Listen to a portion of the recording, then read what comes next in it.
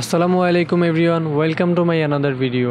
So আজকে আমরা নিয়ে এসেছি একটি গ্রাফিক্স কার্ডের ভিডিও, যেটি হচ্ছে লো বাজেটের মধ্যে একটি ভালো মানের গ্রাফিক্স কার্ড। এই গ্রাফিক্স কার্ডটি মূলত ওল্ড একটি গ্রাফিক্স কার্ড। বর্তমানে ব্র্যান্ডের মধ্যে 4GB গ্রাফিক্স কার্ডের মধ্যে এটি বলতে পারেন খুব কম দামের মধ্যে একটি গ্রাফিক্স কার্ড। মূলত এটি হচ্ছে ওসিপিসি ব্র্যান্ডের একটি গ্রাফিক্স কার্ড, যার মডেল হচ্ছে RX550, যেটি 4GB GDDR5-এর একটি গ্রাফিক্স কার্ড। সো বর্তমানে এই গ্রাফিক্স কার্ডটির প্রাইস বাংলাদেশের মার্কেটে 9,000 টাকার আশেপাশেই পেয়ে যাবেন আশা করি।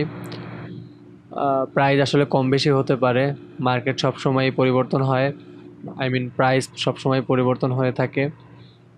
তবে এই বাজেটের মধ্যে গ্রাফিক্স কার্ডটি খুবই ভালো মানের একটি গ্রাফিক্স কার্ড। সো আজকে আমরা এই গ্রাফিক্স কার্ডটি আনবক্সিং করব এবং এর সম্পর্কে বিস্তারিত জানবো। সো চলুন গ্রাফিক্স কার্ডটি সম্পর্কে বিস্তারিত জানা যাক। তো গ্রাফিক্স কার্ডটির মডেল হচ্ছে OCPC Radeon RX550 4GB GDDR5 graphics card.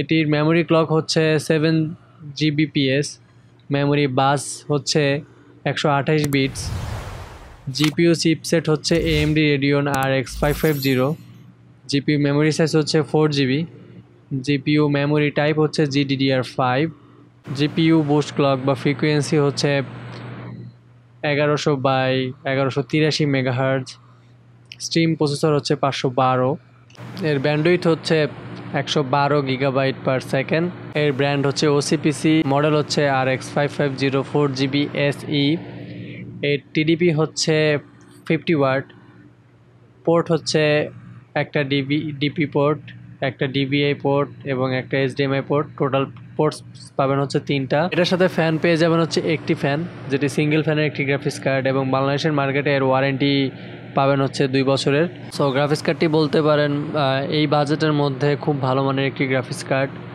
বিশেষ করে 4GB ভ্যারিয়েন্টের গ্রাফিক্স কার্ড 9,000 টাকার মধ্যে পাওয়াটা খুবই দুষ্কর বলতে পারেন, কারণ হচ্ছে একদম নাই বললেই চলে এই বাজেটের মধ্যে।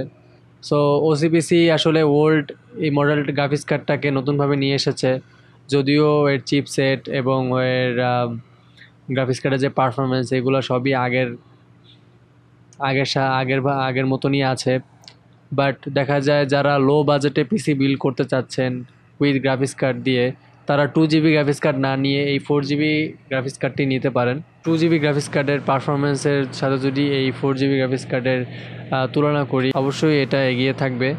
তবে ডিপেন্ড করে হচ্ছে ভার্সনের উপর। যেমন যদি আমি এটার সাথে GTX 1050-র 2GB তুলনা করি, তার সাথে অবশ্যই GTX 1050টা আগে থাকবে। তবে এর 4GB ভ্যারিয়েন্টটা হচ্ছে মূলত 10,000 টাকার বাজেটের মধ্যে যে গ্রাফিক্স কার্ডগুলো আছে সেইগুলোর থেকে এইটার পারফরমেন্সটা অনেকটাই বেটার দেখা যায়। বিশেষ করে যারা লো বাজেটের মধ্যে গেমিং করতে চাচ্ছেন, মোটামুটি লেভেলের একটি গ্রাফিক্স কার্ড নিয়ে গেমিং করতে চাচ্ছেন, like free fire, PUBG type game, plus হচ্ছে টুকটাক GTA vice city plus others game খেলতে যাচ্ছেন, তাদের জন্য এই গ্রাফিক্স কার্ডটি লো বাজেটের মধ্যে ভালো মানের একটি গ্রাফিক্স কার্ড হতে পারে। প্লাস যারা এডিটিং করতে চাচ্ছেন, 4GB গ্রাফিক্স কার্ডটি অনেকটাই হেল্প করবে এডিটিংয়ের ক্ষেত্রে। বিশেষ করে যখন আপনি ফটোশপ, অ্যাডোবি ইলাস্ট্রেটর বা টুকটাক ভিডিও এডিটিং যখন করবেন, তখন গ্রাফিক্স কার্ডের অনেক প্রয়োজন পড়ে, এবং 4GB VRAM-এর হওয়ার কারণে এটাতে পারফরমেন্সটাও মোটামুটি বেটার পাবেন লো বাজেটের মধ্যে। সো এই গ্রাফিক্স কার্ডটি মূলত কাদের জন্য?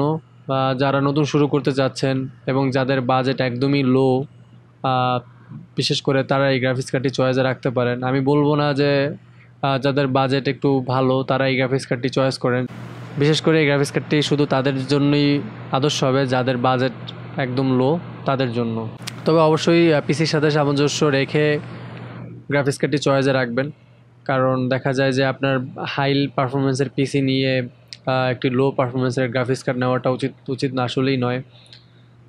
আপনি যদি লো এন্ডের পিসি বিল্ড করেন, সেই ক্ষেত্রে এই গ্রাফিক্স কার্ডটি আপনার পিসির সাথে খুবই পারফেক্ট হবে, এবং ওভারঅল এটার পারফরমেন্স খুবই ভালো গেমিং প্লাস এডিটিংয়ের দিক থেকে যদি বলি।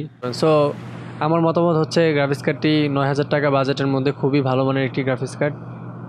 4GB ভ্যারিয়েন্টের এই গ্রাফিক্স কার্ডটি খুবই ভালো হবে আপনাদের জন্য এই 9,000 টাকা বাজেটের মধ্যে। সো অবশ্যই আপনারা প্রাইস এবং প্রোডাক্ট যাচাই বাছাই করে কিনবেন। আজকের মতন এখানেই বিদায় নিচ্ছি। যারা চ্যানেলটিতে নতুন, সাবস্ক্রাইব করে পাশে থাকবেন। আল্লাহ হাফেজ।